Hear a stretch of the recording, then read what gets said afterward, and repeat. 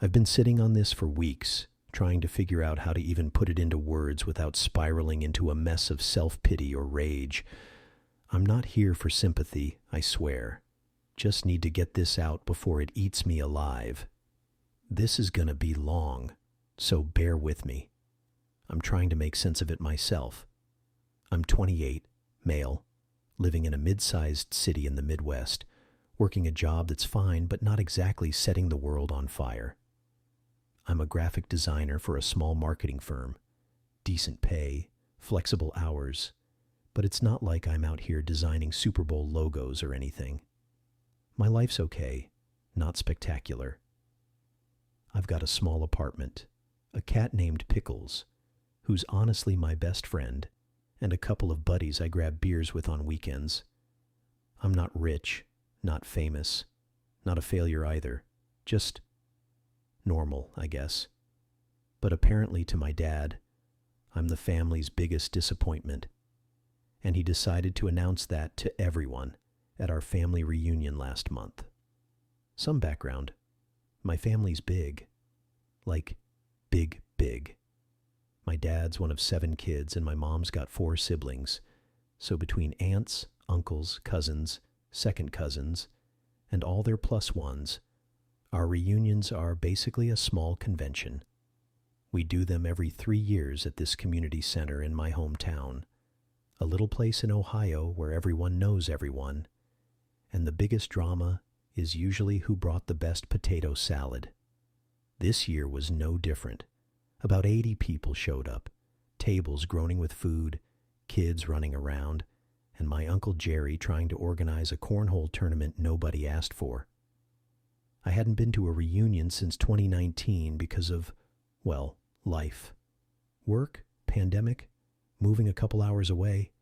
It just hadn't lined up. Plus, I've always had a weird relationship with my family. Not bad, just distant.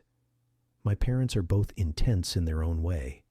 Mom's a retired nurse who's sweet but kind of checked out emotionally, always fussing over logistics instead of actually talking to you. Dad's a high school math teacher, the kind who thinks he's molding young minds, but mostly just intimidates people. Growing up, he was always on my case.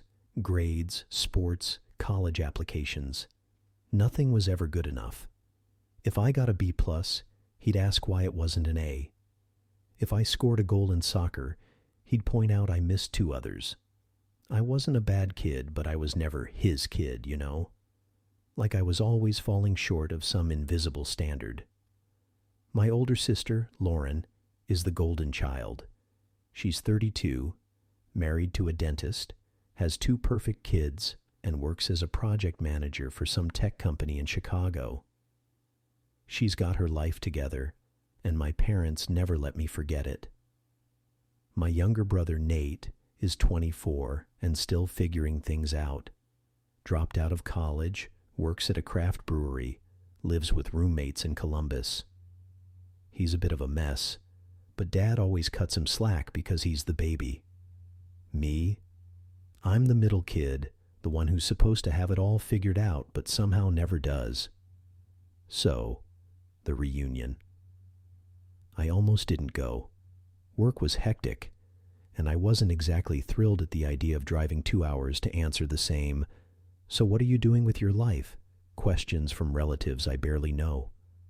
But Mom guilt-tripped me over the phone, saying how it'd mean so much to everyone, so I caved. Packed a cooler with some beers, threw on a flannel and jeans, and drove out on a Saturday morning. The day started fine. Got there around noon, hugged Mom, shook Dad's hand, he's not a hugger, and started making the rounds. My cousins were cool.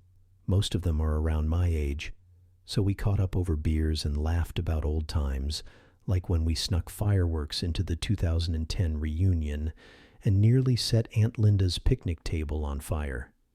The vibe was good, relaxed. I was even starting to enjoy myself, thinking maybe I'd been too cynical about the whole thing. Then came dinner. We're all sitting at these long tables, passing around casseroles and arguing over who gets the last deviled egg. Dad's at the head of the main table, holding court like he always does, telling stories about his students or whatever. I'm a few seats down, chatting with my cousin Emily about her new job as a vet tech. Everything's normal. Out of nowhere, Dad stands up with a glass of wine in his hand, like he's about to give a toast. Everyone quiets down, because that's what you do when Tom Bennett decides to speak. He starts off all warm and fuzzy, talking about how great it is to see everyone, how family's the most important thing, blah, blah, blah. I'm half listening, picking at my coleslaw, when he shifts gears. I just want to say how proud I am of this family, he says, voice getting that teacher tone he uses when he's about to make a point. We've got doctors, teachers, parents, business owners, people doing big things. Lauren's out there managing million-dollar projects, raising two beautiful kids.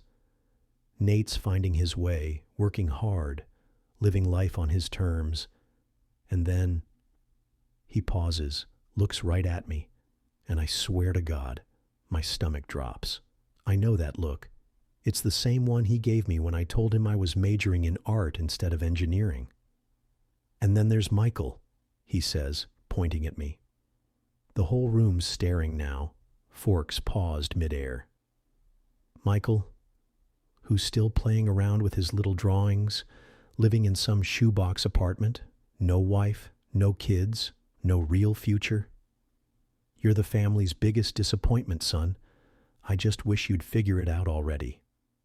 Dead silence. Like you could hear the air conditioning hum. My face is burning, and I can feel every single pair of eyes on me. Mom's looking at her plate like it's the most fascinating thing she's ever seen. Lauren's mouth is open, but she doesn't say anything. Nate's just staring at Dad like he's grown a second head. My aunts and uncles are shifting uncomfortably, and one of my little cousins asks, "What's a disappointment?"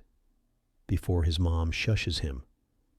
I don't even know how to describe what I felt. It was like someone punched me in the chest and poured ice water over my head at the same time. I wanted to disappear, to crawl under the table and never come out. But I also wanted to scream, to throw my plate at him, to ask what the hell I ever did to deserve that. Instead, I just sat there, gripping my beer bottle so hard I thought it might break. Emily, bless her, tried to change the subject, asking Uncle Jerry about the cornhole tournament, but the damage was done. People started eating again, talking in low voices, but I could feel the pity radiating off them. Dad just sat back down, took a sip of his wine, and started talking to Aunt Linda about her garden like nothing happened. I lasted maybe 10 minutes before I got up, mumbled something about needing air, and walked out to the parking lot. Sat in my car for a good half hour, just staring at the dashboard, trying to process what the fuck just happened. I kept replaying it in my head, wondering if I misheard him, if maybe he meant it as a joke. But no, it wasn't a joke. His tone, his eyes, he meant every word.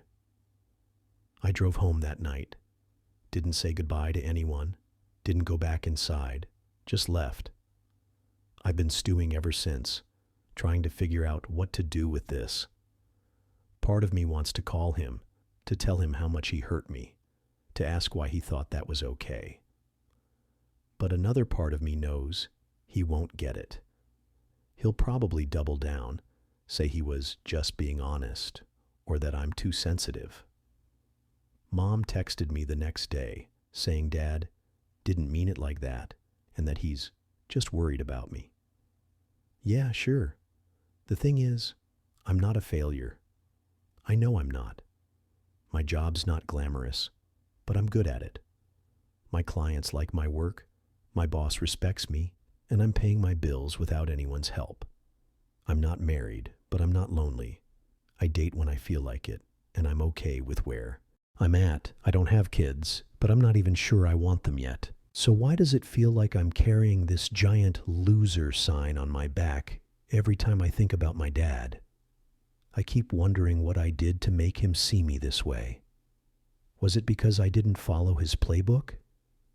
Because I didn't become an engineer or a lawyer or some other respectable thing? Because I'm not Lauren with her perfect suburban life? Or is it just me, something fundamentally wrong with who I am? I don't know. And the worst part is, I can't stop hearing his voice in my head telling me I'm not enough. It's like he planted this seed and now it's growing, making me question everything. I haven't talked to him since.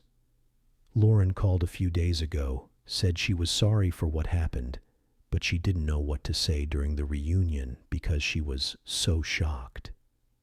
Nate texted me a meme of a guy flipping a table with the caption, "Dad at the reunion," which made me laugh, but it didn't fix anything. I don't know how to move forward. Do I confront him? Cut him off? Pretend it never happened? I'm not even sure what I want from him.